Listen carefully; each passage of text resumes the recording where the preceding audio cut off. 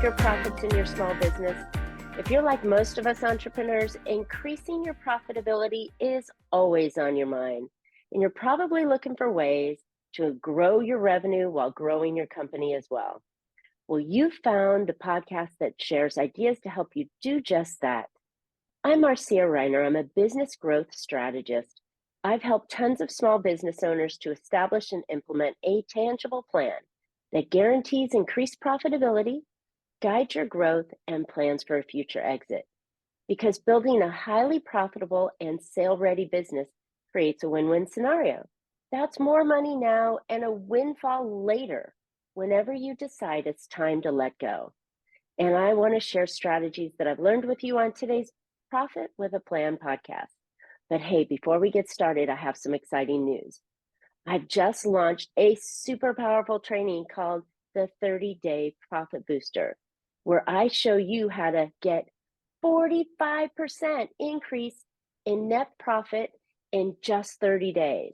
What? I know it sounds crazy, but it's true. Just by following a simple 3-step method that doesn't require you chasing more customers.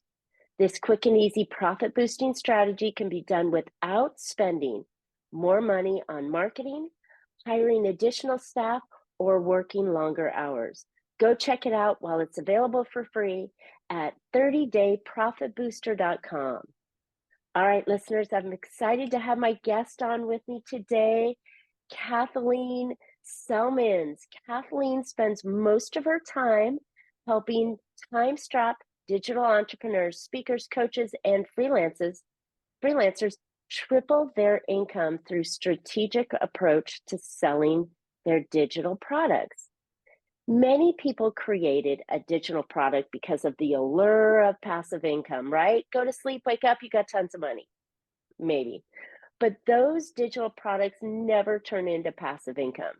Kathleen works with the people to create a lucrative income stream that runs on autopilot. She teaches experts how to create marketing engines, new ways to sell digital products that don't include a slide deck or pricing strategies that will win. She learned most of her lessons the hard way, but found a wild success, both in her business and businesses that she has consulted with. When not working at her desk, you can find her on a yoga mat, exploring the world with her husband and 2 kids, at a local farmer's market, and enjoying the sheer pleasures of living. Welcome to Profit with a Plan, Kathleen. I'm so excited to have you here today. Thanks for having me. Absolutely. Okay, so we've all heard the stories of, go to sleep, wake, build this online product, go to sleep, wake up, and you've got orders and all sorts of crazy stuff. But in reality, that rarely happens simply. There's a lot more work to it, and which kind of leads to the idea of, is it really passive income? So tell me, you said you found it the hard way. How did you find this whole system out and how we can make it easy? Yeah, it's a great question. And one of my soapboxes is there's no such thing as passive income, right? Actually, there is. You can buy a property and hire a property manager. That's passive income. You can throw a bunch of money in index funds and get them later, years down the line. That's passive. But digital products, info products are like books. So if an author writes a book and it's wildly successful, they get these royalty checks month after month, until it stops selling, until it's out of print. That doesn't mean writing a book is passive, and it's the same sort of thing with info products. The hard way for me was sort of treating them as an afterthought and instead going after bigger and bigger packages for service.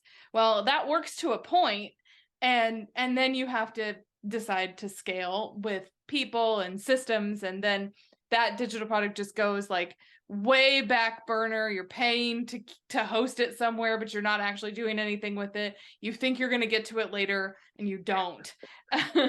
Reality sets in. Right. and client, like, and you made a typo in a piece of work you delivered to a client, so that's obviously more important to fix, or whatever. Right, right. Crazy. So we when we talk about digital products, describe some of the ideas you're thinking of.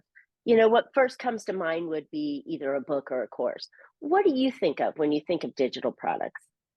I think you're right. I think, like, instantly you think, well, ebook for free and course for paid, and then you go off and you start researching whether you should do this course platform or that course platform, and all of a sudden you haven't done anything, right? You've decided that when you're gonna do it, you're gonna spend on whatever. I don't want to I don't have any recommendations for which particular product, because I take a different approach where it's not necessarily a course. I don't believe that everybody needs to make a course. Think that Good. it's it's the natural inclination, right? Because you come at whatever you've got your experience and your whatever, your 10,000 hours, your PhD level knowledge, and you think, well, I have a PhD in my business and my expertise and my corner of my experience. I need to teach everybody the PhD. And they don't need that. They need the shortcut, just like your surgeon's not going to tell you about the anatomy class where they learned where your appendix was while you're waiting to be operated. Like, you don't care about that. And your audience doesn't care how much work you put into developing your expertise. They want the same shortcut as the person with an appendix situation that needs that shortcut. Like, I just need to be in for 15 minutes, get it out, and finish this for me. And I think one of the curses of being an expert is that the more specialized your experience is, the more you think it's something everybody knows. And then you think it's not valuable to sell. And it's not true, because the people that are buying from you, the people that are potentially buying from you in your service, in the info product you haven't made yet, they are brilliant, but not experienced in your area of expertise. So whatever you can teach them that helps them achieve a goal that they need to achieve, they don't really, like, they'll just trust you that you know it. You don't have to have some supporting stuff, but the info product itself should be as simple to consume as possible. And so when we think about it, we think about courses, but that's not always the most helpful. If your people are, let's say you're a social media expert, and Sure. you think that social media is just easy. It's easy to write those captions all the time. Well, you find that people keep coming to you saying, like, it isn't actually. So can you do it for me? And you've done it enough times that that let's say you do LinkedIn, for example, because it's the least needy of all of them. So you say, okay, what you need to do is you need to post every weekday, and you need to post this many words. Some of them need to be a video. The way that I like to do it is Mondays are this theme, Tuesdays are this theme, Wednesdays are ask me a question from the audience, whatever you do. And then you think, like, okay, well, this is a process that I use for these clients. You can distill down that process and simply just say, okay, if you need some content prompts or templates or swipe files, or like, then you're starting to create that product already, and you think that it's not useful because it doesn't take you very long to write a week's worth of content. But I can think of 25 people off the top of my head for whom creating social content is tough, me included. This is not a product I'm very good at, but Right. But it's something that, if you can distill down some of the offerings you give your clients into their steps, you can start thinking about delivering an info product that they can implement right away. There's I love real it. value in that speed. I love that. So now you've just taken this huge task of building out a course or writing a book, right? I've been blessed. I've got my third one at the printer right now. Um, it's like these are ominous tasks. These are like, oh my gosh, it's going to take me a year to do it, right? And everything stops when you're doing it. But you don't have to do that. If I understand you correctly, you can take a process that you can simplify. You can put it into like 6 or 7 steps, right? What is it? No less than 3, no more than 7. And then you can package it up in a way that someone could easily obtain it and easily complete it in a short amount of time. So you're giving them that instant success, right? Mm-hmm. You've just saved their life, right? Their stress over something. And then possibly you could do that on repeat a couple times. So when they're done with one, they can go on to number 2 and they can go on to number 3. Right, exactly. That's brilliant. And it's so easy. I mean, I could think of a handful that I could put out immediately, including the one I just did. This 30-day profit booster that I just did was really just one little segment. The first thing I do with my private clients is to go through this process. And it was an instant, quick, quick win that they would love. So, wow, Cool. Yeah. wow. You really just validated a lot. And I know listeners sitting here are going, what? I don't have to stand on my head? Okay, so Kathleen, you've made it super simple.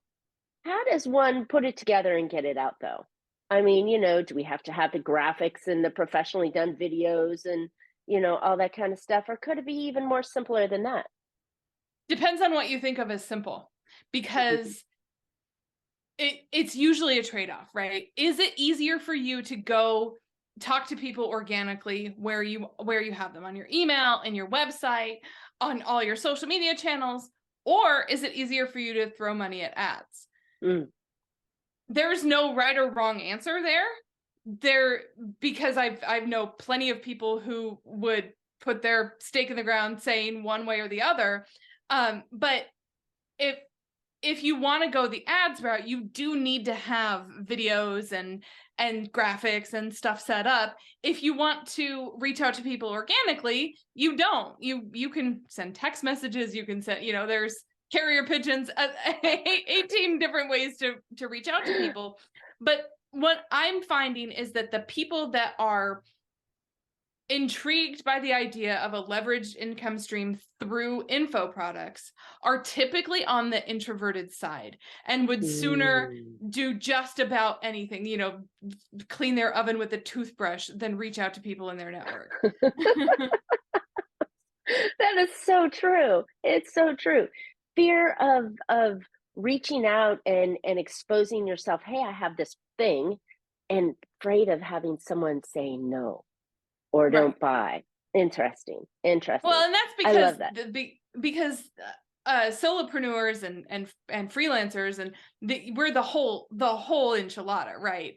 So when you say, I have this thing, do you want it? And somebody says, no, that's not for me, we internalize it and say, you hate me, I'm worthless, this is terrible, is the library hiring, or whatever.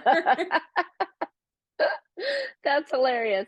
Okay, so getting it out there, but I mean, there are ways as introverts, and let me rephrase that. There are ways you introverts can go out and, market gently without picking up the phone and being icky and finding, but you do need to market. You can't just build it and hope that, it sells, right? You've got to go Right. out and share this with people, which is a fantastic tool. While podcasting became so popular, is that I could bring experts like you on my show and showcase you, and therefore you now get exposure. So that's another avenue. But,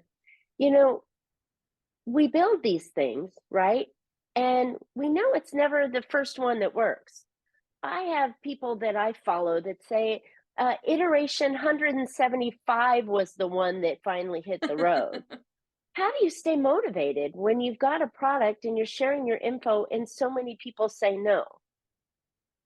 Well, we take people through a process in my company where we haven't built anything before we're asking. We have written out an outline, yes, but we have not hit the red button on recording. We have not gone out and hired a graphic designer.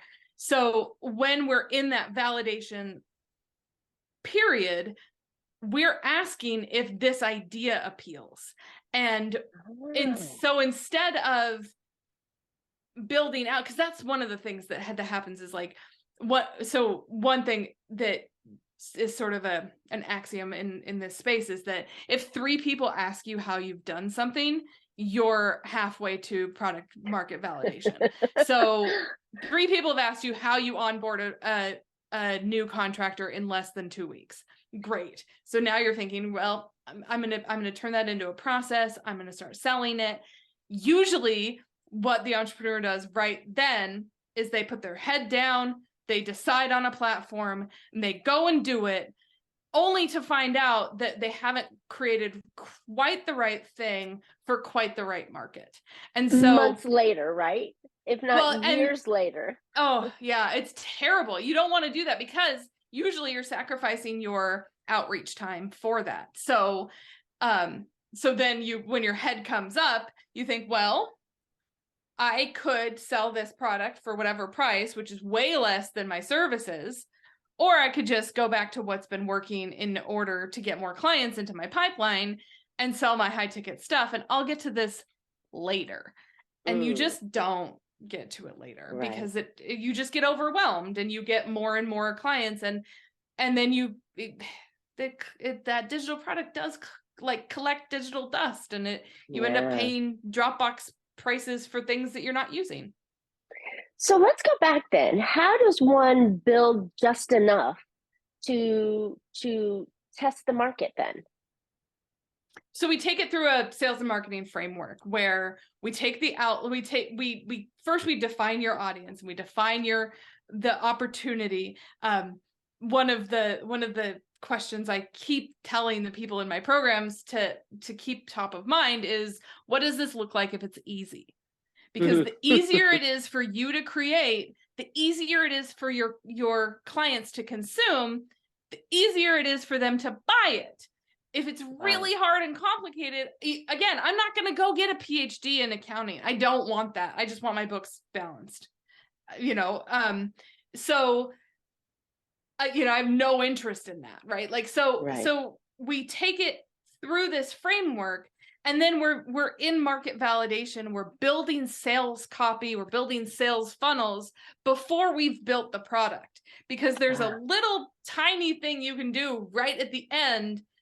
And it's just like 2 lines of copy that's like, be ready for the first drop in 3 weeks.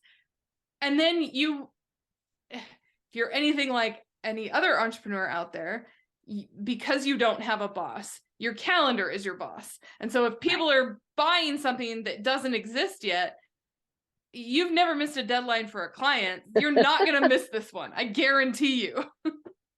And it doesn't have to be, I took this amazing course from this woman a couple of years ago, and it was really like, you just build the first version, right?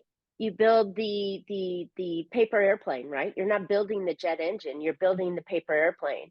And you're seeing, because you're going to get feedback from your participants that go through the first time, and you're going to make tweaks and changes. Next thing you know, you have a buy wing or the prop plane, and you're moving your way up. And I think that was really big for me, that perfectionist, right? I don't have to have it all, I have to have enough. And correct me if I'm wrong, you don't have to have the completed project in 3 days. You just need to be ahead of what you're presenting to to whoever's buying it, right? Correct. Yeah. Smart. They just need the first piece. They're not going to consume it all in the first day anyway. So Yeah. there's just a little bit of copy that you put in that encourages people to make your deadline real. Right. And give you some money to help produce it, right? To help pay for the logo and the things that you're doing. But let me correct myself right here because I went back to the old way of, oh, you've got to have this gigantic product. But in the beginning, we said you just need to have a little thing, something that they can consume easily. So if I say, use your line and say, get ready, it's dropping in 3 weeks, I can do a little thing in 3 weeks. Right. Exactly. Right. You do not, there's nothing against like B school, but you do not have to build B school in order to get your piece of the info product money that's out there. What you need to think about are the people that you're already helping. What is one problem that they have that you can solve, and go for the low-hanging fruit. Don't Yeah. feel there's so much in marketing that is overly complicated that you need to have this giant matrix web of things, and you don't. You need a checkout page and then work backwards from there. You can have a Yeah. sales page and it can be wonderful and beautiful, but if the creation of the sales page is keeping you from selling, make a sales letter, make a sales video, tell people why they need it.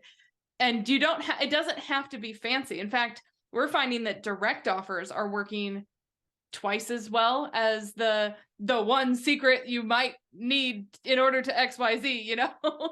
Right, the long built out and time constraints, right? You Mm-hmm. know, the hour and a half webinar of yesteryear is nobody's going to watch it, or they're going to watch it on 200 speed, or they're going to try and fast forward it to the end because they either like the concept and want to move forward or they don't. And I think especially for if we're, well, let's talk about this. What's the price point that we should be looking at for these little things? Are we talking like a $27, $37 kind of thing? Or are we talking a couple $100 thing? $1,000 Yeah. thing? What are we talking So about? that's a great question, because the lower ticket stuff pays for your ads, but doesn't typically do more than that. Mm, So if you are just trying to build a list and you don't want to pay to get new subscribers, then go for the low ticket price point. But what we do in our program is we talk about like after we brainstorm your offer, we split it into its component pieces. So you've got the mm, core, you've got the little checkbox one that goes with it. Yeah, I do want to add that. And then you have your upsell path, and we build that. And the upsell path and the downsell path and all of those like pieces of that journey, so that no matter what your front end price, you're making more than that on the back end. got it. And there's pricing psychology that goes along with that, but a typical price point is under $400. I would say more than 2 and less than 4. Usually I in our program I teach $399 is a good place to start. Love it. If there's pushback, if people aren't comfortable with that, then we go $299 and we work on different things in the upsell path. And that's a really comfortable number, right? You know, it's not the $47 thing that you're not going to make anything with, and you'd have to sell thousands upon thousands Walmart version to pay your bills. But if you've got a $300 offering or a $400 offering, that's something someone could easily pull the trigger on without checking with their spouse, without checking the budget, without going, wow, how am I going to afford that? I really want it, but do you have a payment plan? I mean, Right. that's an easy number that makes sense to get people off the fence and move right now. Yeah. And So what I like that. you touched on is exactly it. Like, we're not in e-commerce. So because we're not selling socks, the $9 price point just doesn't make sense. So Now I'm thinking of and I selling socks. right, I know. And it's funny because like you think about that and you see it and you like, we're not necessarily going for the impulse purchase, but we aren't we're building something that solves a problem, especially in B2B, we're also not like, I'm not going to write a proposal for a $400 product. I want it to be something that makes sense, that you intuitively want, and then have enough data to support why you should get it and what you get out of it. Right. Makes total sense. And I think there is some psychology with everything that we're doing Mm-hmm. in this offering to create an information product, because we're all experts in our jam, right? We know what we do. We think, oh, well, everybody should know how to do that, right? We should all know how to balance our books. Well, here's a 7-step or a 5-step thing that will help you every single month balance your books, so then you can focus on whatever, you're putting it in there and get it for $299. That's a no-brain purchase. I could sign up for that right now, get it, spend 2 weeks learning it, knowing that now I've given myself an extra hour and my bookkeeper loves me. Did I Exactly. just make a sales Exactly. page? Right. Right. Well, I'd buy it because that is a weak point in my business, is the It's a balancing weak of point in books. everybody's business. It's so funny because I'm onboarding a client. She bought a business 14 months ago. That business had been in existence for 30 years. She takes it over. It was a family running it. She realizes, oh my God, now I've got 10 balls in the air. She puts in her income, but then now comes to me and we can't run a P&L because she's not put in any of her expenses. She put in her income so she could pay bills, but now she's backlogged a year and taxes are here and she didn't do it. So this is a perfect product for a lot of people. Hey, if you're an accountant listening, call call Kathleen, set up this program, because every business needs that program. It just makes logical sense, for all of us crazy people that are chasing clients and putting out fires. So, wow, this Yeah. is this. Well, and that's like funny too, because like I wouldn't buy that because I don't like doing it. But if you said as an accountant, here's a $400 product that's going to teach you the tax strategies so that when your income soars, you're still not changing your personal tax bracket. That's something that, so people are way more interested in that than they are like solving a bookkeeping problem. Because if I can just pay my bookkeeper more to do it, I'll just do that. Which you should never be doing your own bookkeeping, so hands down for that Agreed. one. But yeah, there's well said. And looking at what your clients want and giving them the future life that they're desiring, right? There's always the pain points that you've got to poke to, right? But do you have to deliver on a pain, or could you deliver on a future dream? Both. I think you really can't have one without the other. Because you have to describe where they are now and where they're going to be if they don't change something. So for my Uh, people, you're not burnt out yet, but you can see it on the horizon, as if you're driving down the road and it's the next exit. If something doesn't change in your soon. business, you are going to burn out, and you're going to lose all this momentum that you've built, because when every dollar you're making is tied to clients, then what happens is you've just traded like your one boss at corporate for 25 bosses, and then you also have to pay your own health insurance. Yeah. So don't do Yes. that.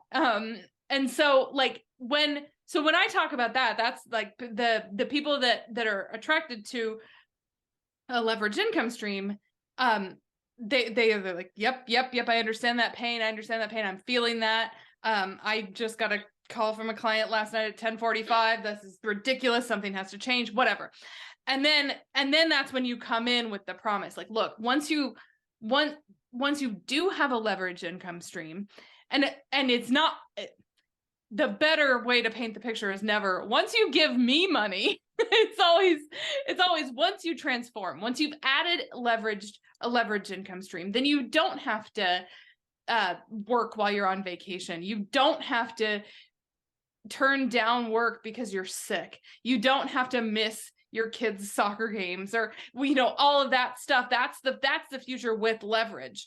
You can still work with clients all you want, but now if you have a leveraged income stream, you don't have to say yes to the wrong fit clients that are calling you at 10:45 at night. Right. Well said. Well said. It also brings a point that not everybody's ready to buy your full boat, consulting, coaching product offering.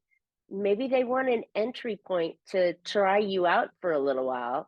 And something like this would be helpful to get them warmed up to you and start to experience you as well. So Kathleen, this has been fantastic. You've really shifted the thoughts of, oh, I've got to have this gigantic course or book that will take me a year to build out, to something I just need to do a little something to get them involved, and that will have an immediate impact that they can do easily, and that I can make it easily. It's brilliant. Thank So, you.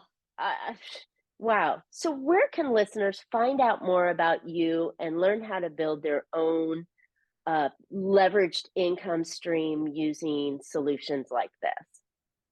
You can head over to thewellpaidexpert.com. That's got there's social links there too, but that's where everything is. Love it. Thewellpaidexpert.com. And listeners, don't you want to be the well-paid expert? We should all be well paid for our expertise. I love the name. It really hits right to the point as to exactly what you do and exactly what the audience is looking to achieve. So good stuff. All right, listeners. Gosh, I have totally shifted my mind. I'm not kidding you. This has been impactful for me, and I hope it's been impactful for you. I hope you found a couple ideas to put into your business that will help you be more profitable, and finding a way to take your intellectual property, your ideas, your concept, your years and years of experience, and deliver something to your clients without the PhD level. Boom. That's great. Hey, while you're at it, how would you like to boost your net profitability by 45% in just 30 days? Don't think it's possible? Check out my new training called the 30-Day Profit Booster. This quick and easy profit boosting strategy can be done without spending more on marketing, hiring additional staff, or working longer hours. Get more information at 30dayprofitbooster.com. Kathleen and I would love to hear your questions or ideas. Tell us the idea that worked for you, or better yet, tell us the idea that hasn't worked yet, and put it in the comments in the show notes. And Kathleen and I will respond back and give you some feedback, and maybe tell you, oh, what if it was just like this, or what have you. But comment on today's show. Tell us what you're doing, and we want to know. And while you're at it, please subscribe so you don't miss next week's podcast. You can always catch Profit with a Plan on any of your favorite podcast players. We're looking forward to more great profitable information on next week's show. So until then, make your plans and profit with them. Thanks so much, Kathleen. Incredibly valuable today.